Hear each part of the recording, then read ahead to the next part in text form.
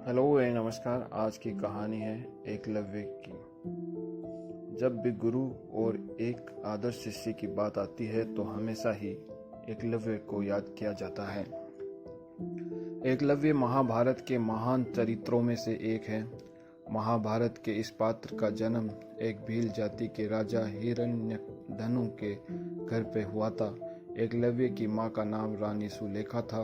एकलव्य के पिता हिरण्यधनु श्रृंगवेर राज्य में भील कबीले के राजा थे।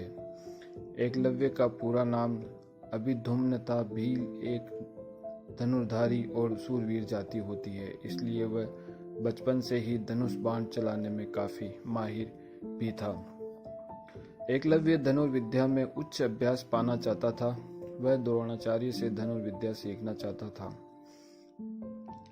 उसने द्रोणाचार्य और उनकी धनुर्विद्या के बारे में काफी कुछ सुन रखा था, इसलिए वह एक दिन धनुर्विद्या सीखने के लिए द्रोणाचार्य के आश्रम पहुंचा। गुरु द्रोणाचार्य उन दिनों राजकुमारों अर्थात पांडव और कौरवों को धनुर्विद्या सिखा रहे थे और उन्होंने भीष्म पितामह को वचन दिया था कि वह राजकुमारों के अलावा किसी और को धनुर्विद्या का ज्ञान नहीं देंगे। जब एकलव्य अपना निवेदन लेकर गुरु द्रोणाचार्य के पास आया तो उन्होंने उसे अपनी व्यवस्था बताकर वापस भेज दिया। लेकिन एकलव्य के मन में द्रोणाचार्य से धनुर्विद्या सीखने की जबरदस्त ललक थी। अतः गुरु के मना करने के बाद एकलव्य ने द्रोणाचार्य के चरणों में मस्तक रखकर प्रणाम किया और वन में लौटकर उनकी मिट्टी की मूर्ति बनाई तथा उसके सामने धनुष अभ्यास करने लगा। वह रोज उस प्रतिमा के सामने जाता, उसे प्रणाम करता, उसकी पूजा करता और फिर उसी से प्रेरणा लेकर खुद ही अपने अभ्यास में जुट जाता। वह बड़े नियम के साथ रहता था। आचार्य में उत्तम श्रद्धा रखकर और भारी अभ्यास बल से उसने बाणों को छोड़ने, लौटाने और संधान का अभ्यास शुरू कर दिया। एक दिन समस्त कौरव और पांडव जंगल भ्रमण के लिए निकले थे। उनके साथ अर्जुन का पालतू कुत्ता भी था। उनका वह मूढ़ कुत्ता वन में घूमता घामता निषाद पुत्र एकलव्य के पास जा पहुंचा। एकलव्य के शरीर का रंग काला था, उसके अंगों में मेल जम गया था और उसने काला मृगचर्म एवं जटा धारण कर रखी थी। निषाद पुत्र को इस रूप में देखकर वह कुत्ता भौं भौं करके भौंकने लगा। एकलव्य ने अपना धनुष उठाया और उसे चुप करने के लिए एकलव्य ने उस भौंकने वाले कुत्ते के मुंह में मानो एक ही साथ 7 बाण मारे। उसका मुंह बाणों से भर गया और उसने ऐसे तीर चलाए थे कि उन तीरों से उस कुत्ते का मुंह बंद हो गया और कुत्ते को घाव भी नहीं लगा। बस कुत्ते की आवाज निकलनी बंद हो गई। वह उसी अवस्था में पांडवों के पास आया। उसे देखकर पांडव वीर बड़े विस्मय में पड़ गए। इस प्रकार से बाण मारने वाले की प्रशंसा करने लगे। जब अर्जुन ने कुत्ते के मुंह को इस तरह तीरों से भरा देखा तो सहसा उसे विश्वास नहीं हुआ। वह सोचने लगा कि तीरों को इस तरह से किसने चलाया होगा। उसने खुद आज तक ऐसा कोई करिश्मा नहीं किया था। ये देख अर्जुन उस धनुर्धर की खोज करने निकल पड़ा। कुछ देर बाद जब उसे एकलव्य मिला तो उसने पूछा कि तुम्हारा गुरु कौन है। एकलव्य ने जवाब दिया, द्रोणाचार्य। ये सुनते ही अर्जुन ईर्ष्या से भर उठा। वह सीधा गुरु के पास गया और बोला, आपने मुझसे कहा था कि आप मुझे दुनिया का सर्वश्रेष्ठ धनुर्धर बनाएंगे, लेकिन आपने एक आदिवासी लड़के को मुझसे बेहतर शिक्षा दी।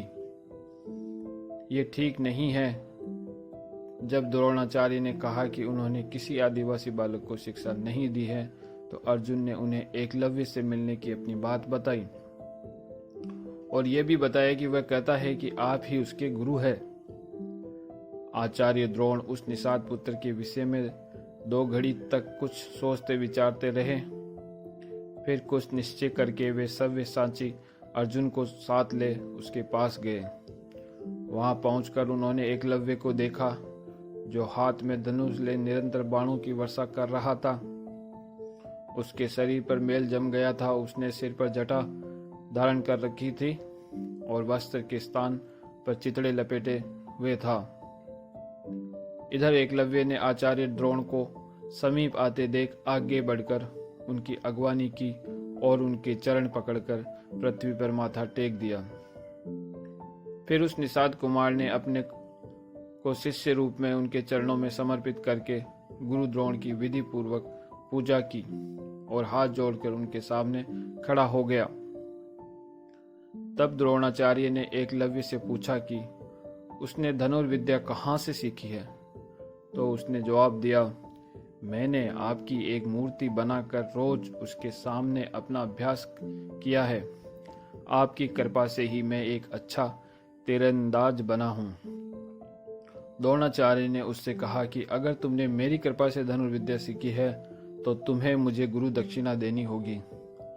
यह सुनकर एकलव्य बहुत ही प्रसन्न हुआ और बोला, भगवान, मैं आपको क्या दूं? स्वयं गुरुदेव ही मुझे इसके लिए आज्ञा दे। आचार्य, मेरे पास कोई ऐसी वस्तु नहीं है जो गुरु के लिए अदेय हो।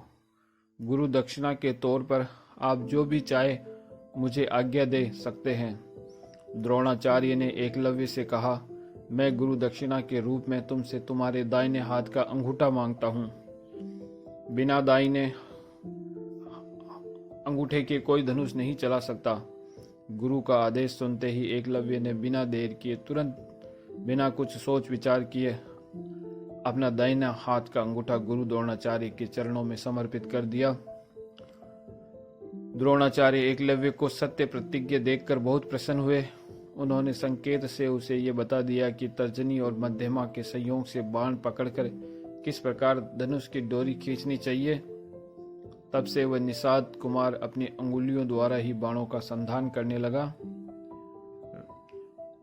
उस अवस्था में वह उतनी शीघ्रता से बाण नहीं चला पाता था जैसे पहले चलाया करता था। इस घटना से अर्जुन के मन में बड़ी प्रसन्नता हुई। उनकी भारी चिंता दूर हो गई। द्रोणाचार्य का भी ये कथन सत्य हो गया कि अर्जुन को दूसरा कोई पराजित नहीं कर सकता। तो ये थी एकलव्य की कहानी। कहानी को पूरा सुनने के लिए धन्यवाद।